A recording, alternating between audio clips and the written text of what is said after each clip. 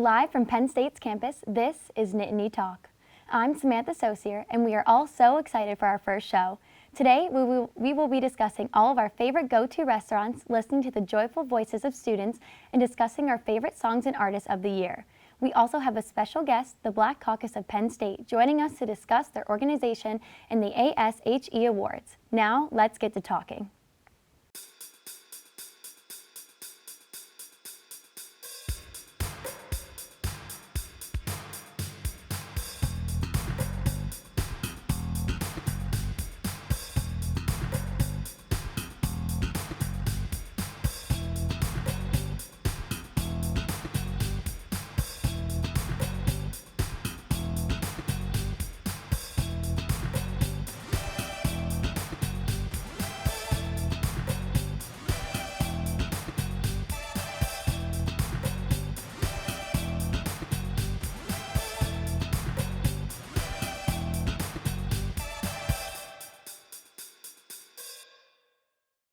Welcome to Penn State Network Television's brand new show, Nittany Talk, a talk show for students by students.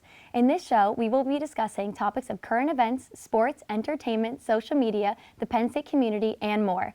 Right now, I am joined by my co-hosts, Nikki DePalma and Kylie Waller. Today, we will be discussing our favorite restaurants in State College. So guys, what restaurants are our favorite? Well, starting off campus, I have to say the Field, if you haven't been there, make the trip off campus to go there. They have the best burgers ever, amazing fries, so many different options, and the milkshakes are to die for. There's s'mores, candy ones, they're over the top and amazing. It's located on a beautiful greenery area, and I definitely suggest going there. Kylie, what about you? Oh my gosh, yes. I will have to say the atmosphere is definitely so pretty there.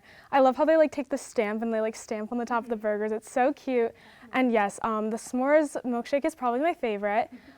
For me, off campus, I definitely have to say Gigi's Southern Table. I agree. I love it. It's so pretty, getting all dressed up for brunch or something. But I will have to say I'm a big salad person. So they have really good Caesar salads there. But I'm also a really big fan of the steak, especially the filet mignon. Gotcha. Their calamari and bruschetta is amazing. I went there for my birthday with my friends. So fun to dress up and get off campus for a little bit. So it's also really affordable, so that's good too. I've actually never been to Gigi's, but it has been on my list to try. I really want to go. But coming back to the Field too, I love the table fries. Those are really fun.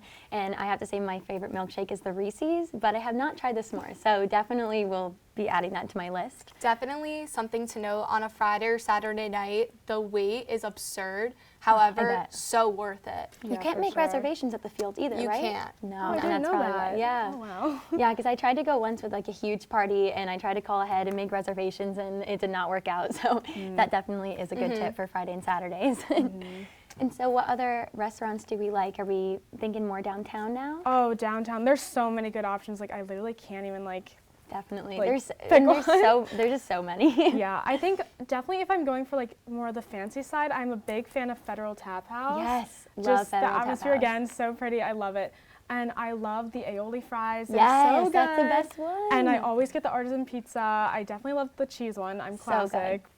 Love it so much. What about you guys? I feel like it's definitely a hidden gem above Target. I feel like not a lot of people know about it. I actually discovered it because you can see the staircase leading up, and I was like, oh, what is this? And it was a restaurant, which is really cool. I actually haven't been there yet, but one of my favorite sit-down breakfast places is the Waffle Shop. I've never been to the Waffle Me Shop either. downtown. I've never Only the been. one on Atherton. Sometimes it's hard to get there because it closes at 2 p.m., college student life. Yeah, waking classes. Up late. But definitely, I suggest on a Sunday, Saturday, wake up, go with your friends, get your chocolate chip waffle and chocolate chip pancake. They're so good.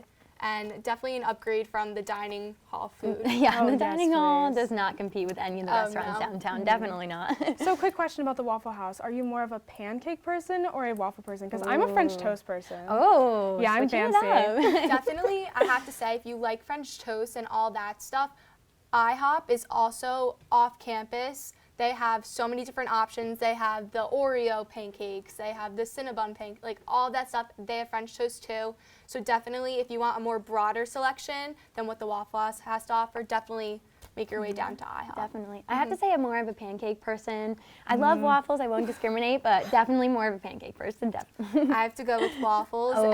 and chocolate chips. We're all different. Yeah. I mean, chocolate chips. I love chocolate chips. They so, really so make good. it. So moving on from breakfast, like what about lunch? What are we thinking? I'm a big one for Snap. I think love they're Snap. so Snap. good. So many Nothing options. competes with Snap. No. However, Canyon Pizza has a $3. You can get So for cheap. $3. You Very can get cheap. yourself a good water, late night spot. a breadstick, and a pizza. So it's really good. So coming to Canyon, do we think that Canyon or College Pizza is better? I have to say Canyon. Canyon 100%. I'm gonna say Canyon too. Definitely Canyon. Well, definitely, I do like the pizza, but again, I am a huge salad person, so I'm like, I'm gonna have to say that Fiddlehead or Hello Bistro are my favorite places downtown to eat for lunch. See, I've tried both of those, and I have to say they are good, but nothing compares to Roots. I think if I was going to spend my money anywhere, I would be more prone to go to Roots. I'm a pretty picky eater. I don't like salads, so I haven't been to Fiddlehead or Bistro yet, but Roots, as you mentioned, So good. amazing. You can get your salad if you want, or you can steer away from that and get a rice-based bowl, and it has a lot of Definitely. protein. It's definitely filling. It's more on the expensive side, I would say. However, you're definitely getting your money's worth out of that. Definitely. It's totally worth it. Like I go there and I can eat like what I get for like 2 days afterwards. 100%. It's more, yeah, it's a amazing 2-in-1 meal. leftovers. I love it. Definitely. I have to say, every time I go there and order, I definitely get it about once a week, and I always say, like, can you put a lot of pesto dressing on it? Like, you need your dressing. See, I love the cilantro lime. Oh, so me too. Good. I'm a big fan. Big pesto fan. so one, good. I'm definitely going to try that one, Yeah. but the pesto one's pretty good. I have to try that. Actually, the cilantro lime was the first one I tried when I got there because there was so many dressings, and I've just literally never It's so switched classic. up. Like cilantro lime, So like you good. can get it anywhere. It's amazing. Exactly. And so with Roots, are you guys more of a rice-based or salad-based? Rice. I'm sorry, I'm gonna have to go with the salad. So yeah, I'd say I'm a mix of both, so I feel like that's kind of perfect. Of course. Can we move on to sushi? Yes. Okay, so I have to say Beijing and Osaka, So they good. have 3 rolls for $15. So if you're that indecisive person, you don't really know what you want, you can get a variety for a really affordable price, and it's really good too. See, I have to say I'm very much with Tadashi, and there's 2 options. So you can go from the Met or the one on College, which is really nice. And I don't know if you guys have tried Tadashi, but they have the best sushi. It's so yummy. I would definitely recommend. I haven't been to Tadashi, but I would say like Tokyo Sushi Hibachi and Beijing and Osaka, it's more like takeout and go type. Definitely. Tadashi, I feel like if you want a Sit nice dinner down. with your friends, you could sit down there and really enjoy the atmosphere and everything. 100%. I will have to say I am not a sushi person. Like I just don't like it. But I'm a huge like hibachi, like fried rice type of Yes, person, so which good. I really like Mr. Wish. Like Oh, I've never it's been like I haven't been there. it's like a cute little like in the wall. It's also like doubles as like an Asian market. So like Yeah. I actually get like some of my groceries there sometimes. Yeah, So that's awesome. it's a good place like while you're waiting for your food, you can like go in the back and just like see what's there, and it's so fun because it's like different than like a lot of like the other places on campus like to get like my groceries. Like I can only get specific things at Mr. Wish, and like I have to go there. That's awesome. I haven't been there yet, but definitely on my list to try. Same with me. And so jumping to another category of food, how do we feel about playa bowls? Haven't been. Haven't been. Wow, guys. But- See, I live above it, and so I go all the time. It's definitely a staple in my week. I love it so much. And they actually have gluten-free granola. I have celiac, so it's really nice to have that option that's and good. stuff. Yeah. Now moving on to like the hub, what's your go-to place in the hub? I'm gonna have to say Panda. I agree. Love I Panda. love it. It's amazing. Love Panda. I've My been. favorite. I think I go to Panda at least like once a week, or Definitely. it's just like it's nice. It's there. It's classic. comfort food. Even We if love you it. see like a long line, don't let that like No. It's deter so you. Don't let fast. that throw you. It goes fast. They're very 100%. orderly. Mm, And they know what they're doing there. Oh, yes. They know what I they're have doing. to say I also love hibachi-san. Love a yeah. good That's really good, sushi too. rice bowl. I know you're not one for the sushi, but I super good know. option. I do really like it. hibachi-san though. Oh, good. I will have to say I'm also a Sbarro person. I think it's just like Yeah. again, it's a classic. Like you go there, you It know is. what you're getting. Like in and out, super fast. I love it. 100%. Yeah, I'm Pizza's gonna always a try good that way to again. go. Love I pizza. agree. I think one place that we cannot forget in the hub is probably the Starbucks. Of course. I'm like I'm Definitely going a there at staple. least once a day. Like Uh-huh. even if the Yes. line is all the way back by Sbarro, I'm gonna have to go there. Definitely. And also McAllister's. I mean, Oh yeah, and Jamba Juice. Jamba There's Juice too has many, So too many. So many options. McAllister's, I don't love that you have to pre-order. I like Gotcha. want to just like go order and get In the my line, food. yeah. So that's kind of Definitely. frustrating, but I mean, It's worth it, I think, Definitely. personally, for And like so a nice dinner. coming back to drinks in Starbucks, do you guys like hot drinks or cold drinks? Cold. Cold. Me too. 100%. Even if it's 100%. snowing outside. Yep. Cold drinks. I know I Me look like too. that maniac walking around with a cold drink when it's like Oh, yeah. 29 degrees out, but Of course. definitely. It's awesome that like I've been so much of a Dunkin' person. However, the Dunkin' here is so far away from everything And it else. closes I'm so dreading. early. It closes I at know. 2. So early. I find that to be a problem. Like I think a lot of places, like the Starbucks everywhere closes at 2, so it's hard to wake Definitely. up and get your food. That's why I like the one in the hub. It closes at 10 p.m. 100%. Might have to go after There's this. just too many good options out there. All right, and that concludes our discussion for today.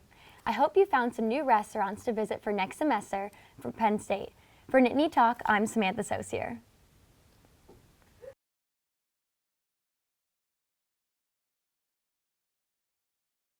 It's that time of the year, Penn State. The holidays are approaching, snow is falling, and we can officially listen to our favorite Christmas and Hanukkah tunes. Let's go to Jackie Claire and sing along with fellow Penn State students in this holiday edition of Nittany on the Street. Hi, I'm Jackie Claire, and here at Nittany Talk, Thanksgiving is over and the holiday season has officially begun. Today on this segment of Nittany on the Street, me and my awesome cameraman Nolan are going to walk around and ask people to fill in the lyrics to some popular holiday classics. Let's go find some people in the holiday spirit.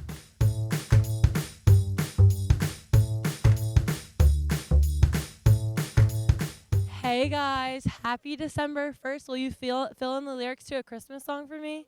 You will? I really can't stay. But baby, it's cold outside. I got to go away. But baby, it's cold Oh outside. my God, you absolutely killed that. You want a piece of candy? Yeah, I do. Beautiful. Awesome. Happy December 1st. Ready? Make my wish come true.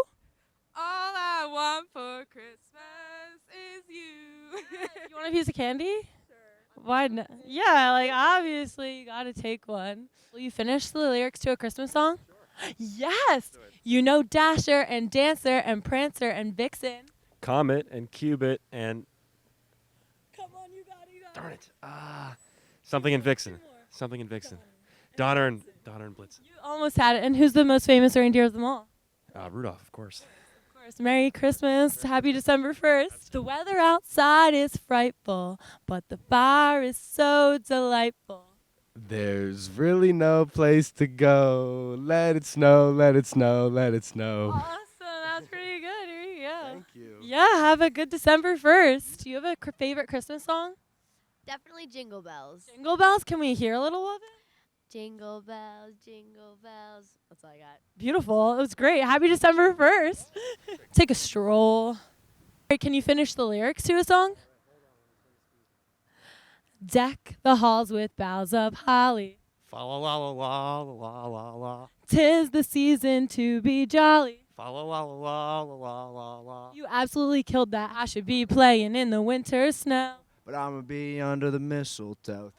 Vocals. He killed it. Can you finish the words to this song? Dreidel, dreidel, dreidel. I made you out of clay. I don't know. All right. No, that was good effort, guys. Thank you so much. Have a great day. Frosty the snowman was a jolly, happy soul.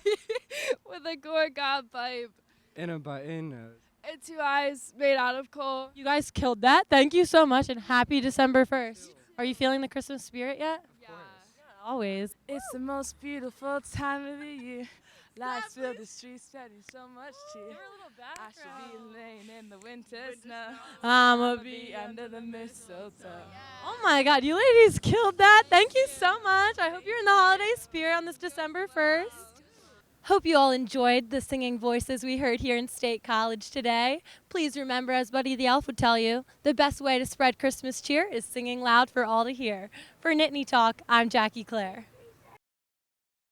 Wow, vocals indeed. It was great to hear all of the wonderful voices on our campus finish the lyrics to holiday classics. For Nittany Talk, I'm Nikki DePalma.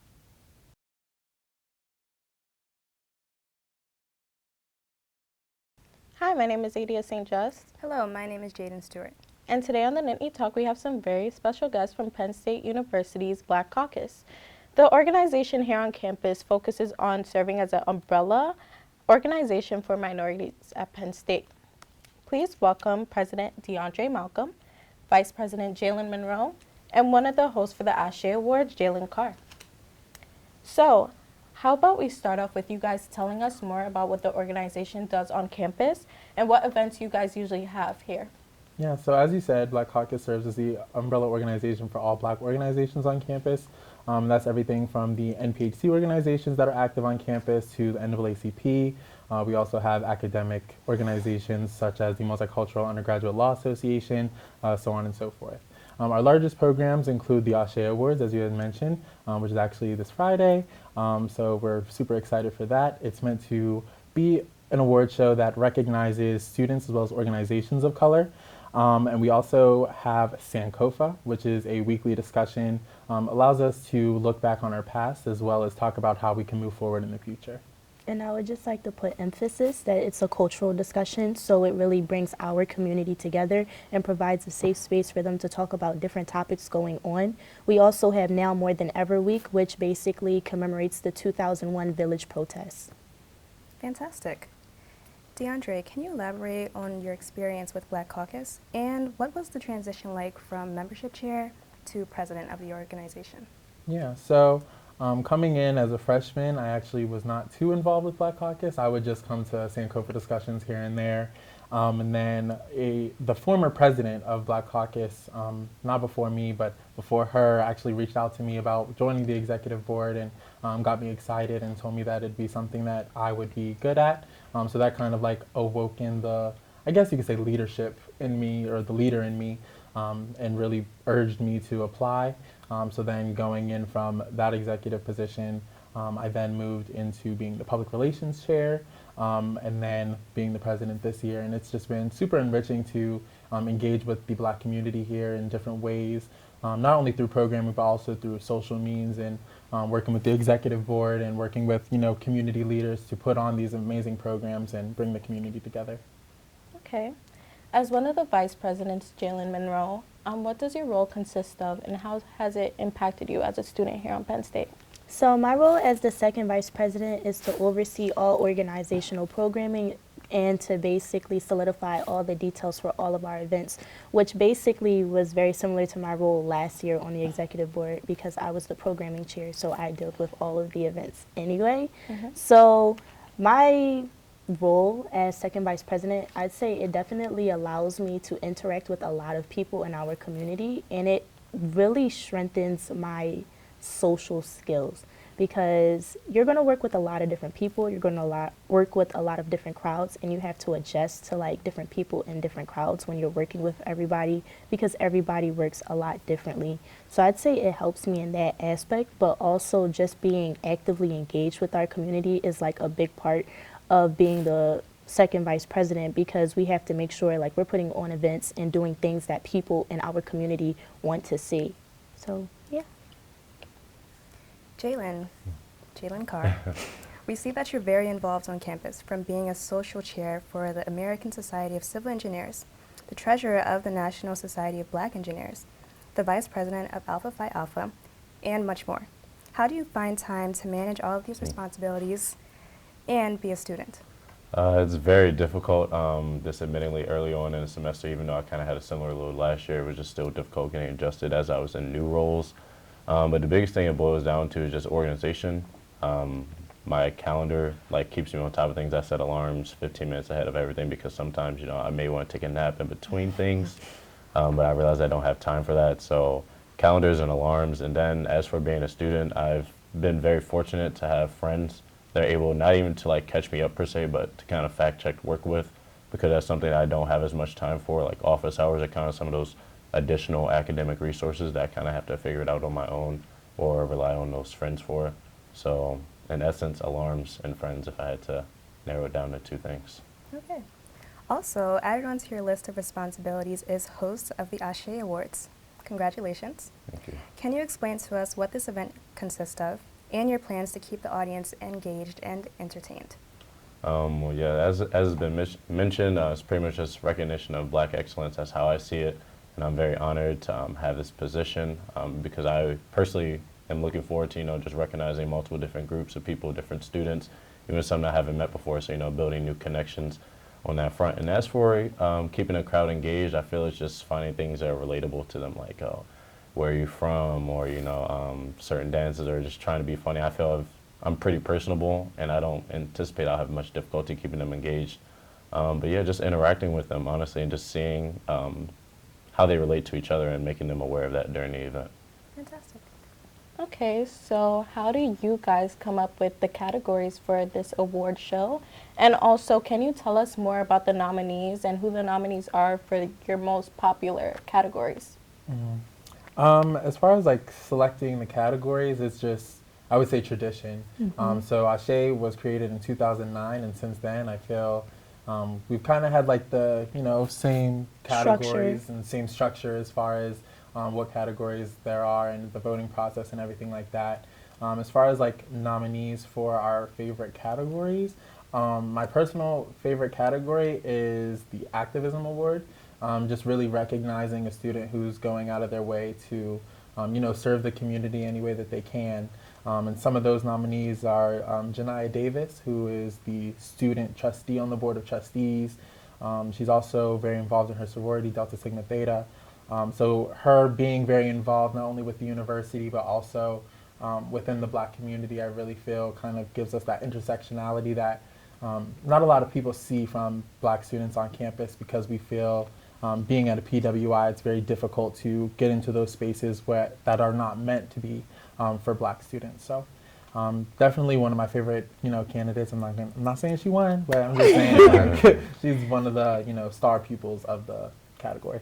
And just going off of that, our committee every year, we do like go over the list of categories that we have, and we make sure that we're keeping everything fresh by making sure it's still things that are relevant. Like we did take out one of the awards and we replaced it with an award that we felt like is a really strong award, which is Senior of the Year. We've never had that before, so this is our first year doing that, and I think that gives the opportunity to really acknowledge the seniors who are really working hard. And that's what Ashe is about, acknowledging people for their efforts and making sure that people see what they're doing. That's awesome. Speaking of acknowledging people for their efforts, we saw that back in 2019, you won the Rookie of the Year award. Yeah. So what did winning that award mean to you? I was so excited. I was like, oh my gosh, like I'm nominated for Rookie of the Year, even though I was telling everybody to nominate me for Rookie of the Year. Because I felt like I was really, really engaged with the community. Like a lot of people come in at their freshman year and they kind of just say like, yeah, I'm gonna just stick to the books. But I've always been an active person. So I came in, I signed up for every organization. I was in Black Caucus, on a step team, I was doing a pageant, I was working, I was part of a Christian ministry, a lot of other things too. I'm still a part of a lot of those things, but being acknowledged for that just made me so much more excited to keep doing what I'm doing, because knowing that I was recognized for my accomplishments and being seen that, like everybody just noticing that what I'm doing, it meant a lot to me, especially coming in as a freshman. And I've had people come to me and tell me, they're like, like you're a freshman, but everybody knows who you are.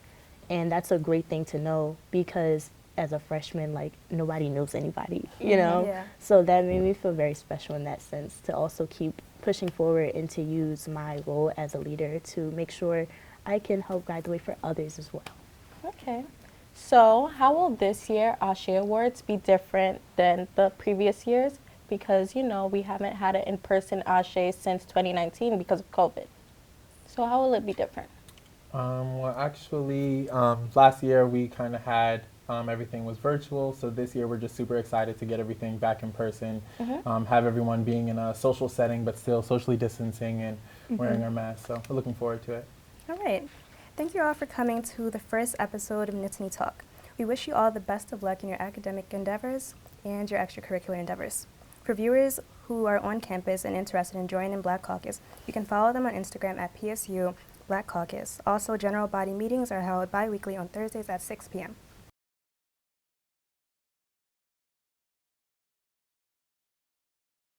Welcome back to our last discussion of the day. I'm joined here with my co-hosts Kaylin Green, Ethan Hu, and Maddie Schmidt.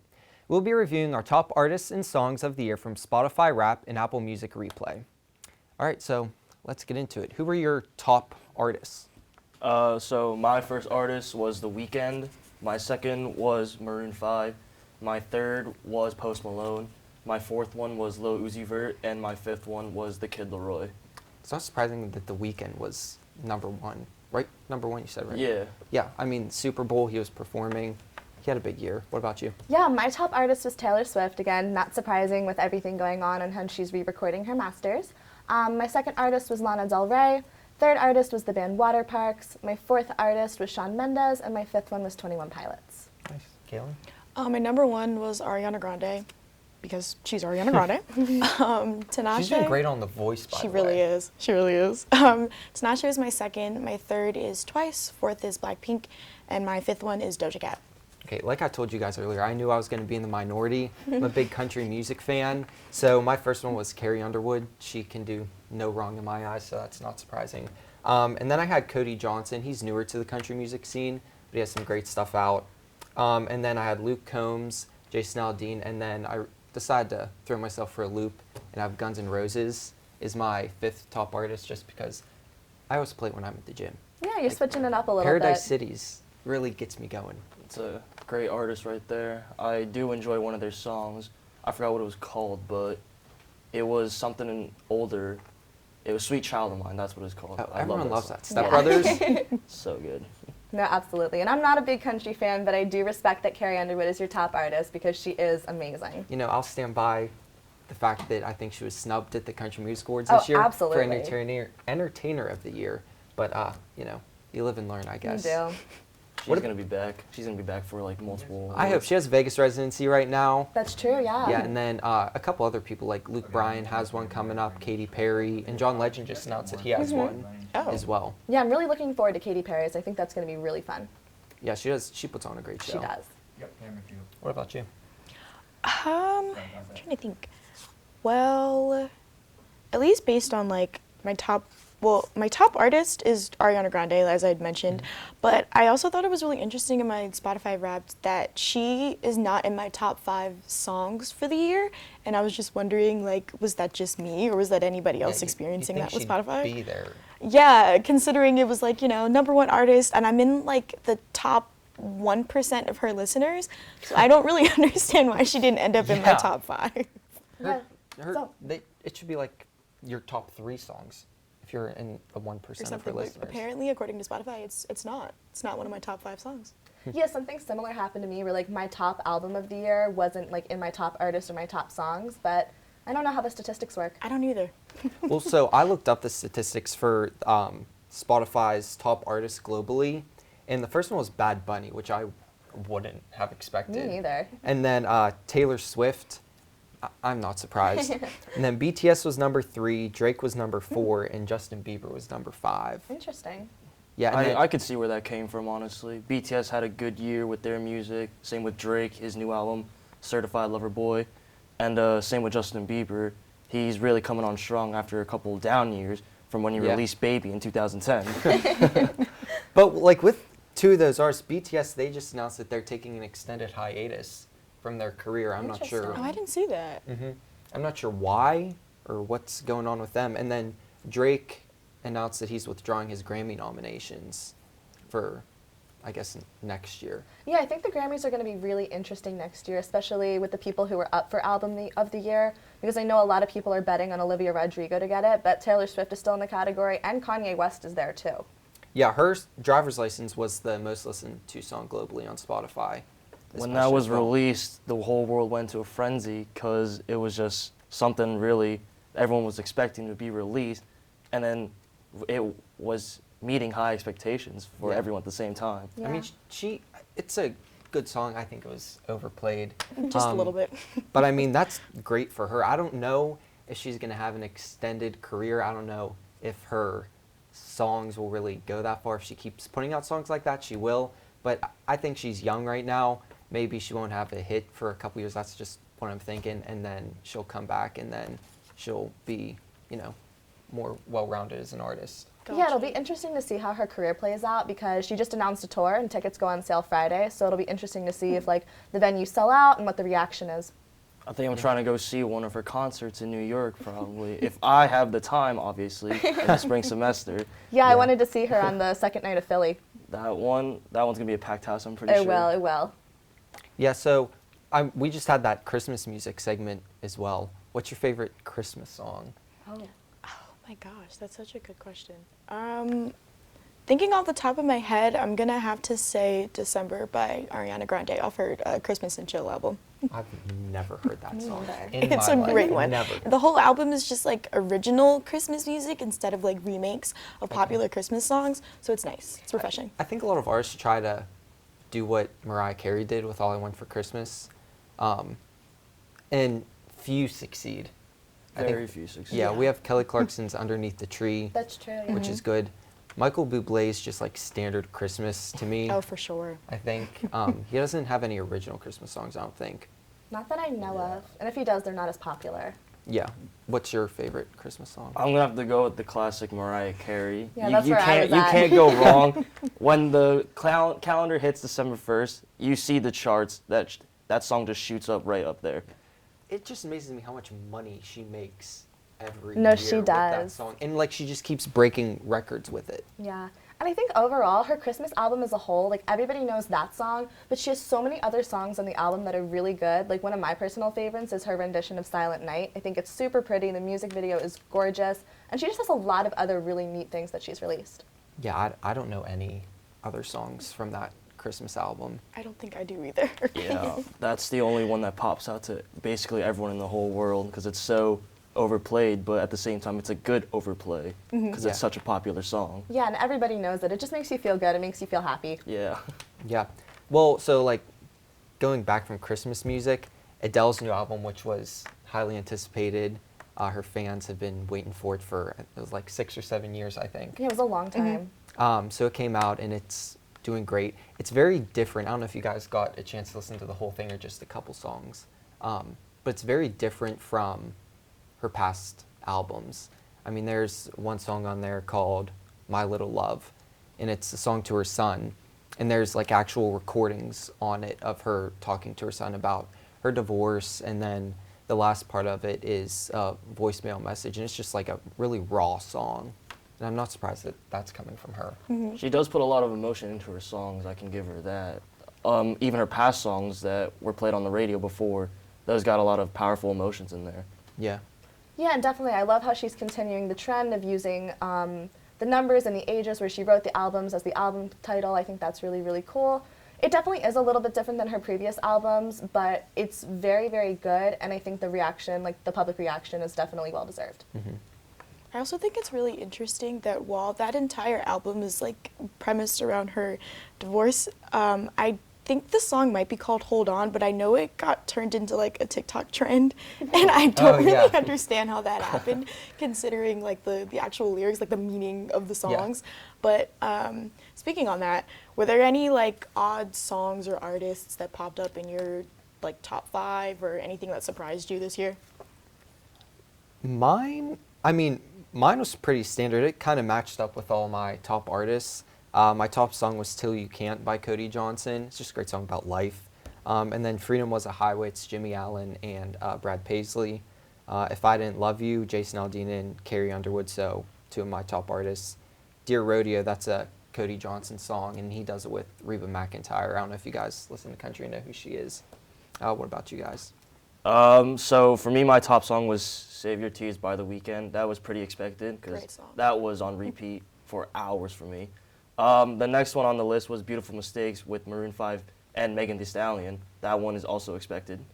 Third one was Sex Sounds by Lil TJ. That was really weird. I would have expected Rascal Flatts on there. All right. Yeah, so I'd love to get to the rest of the music, but we're out of time. 10-minute segment. So that was a great conversation, guys. Well, that wraps up our conversation and our first show. Thanks for listening to our thoughts and ideas on our favorite restaurants, songs, and holiday tunes. We'd like to thank the Black Caucus organization for sharing their perspective and to all of you at home for tuning into our first show. We have a lot more coming soon and we can't wait for you to watch. I'm Jay Sobardo, and thanks for chatting with us.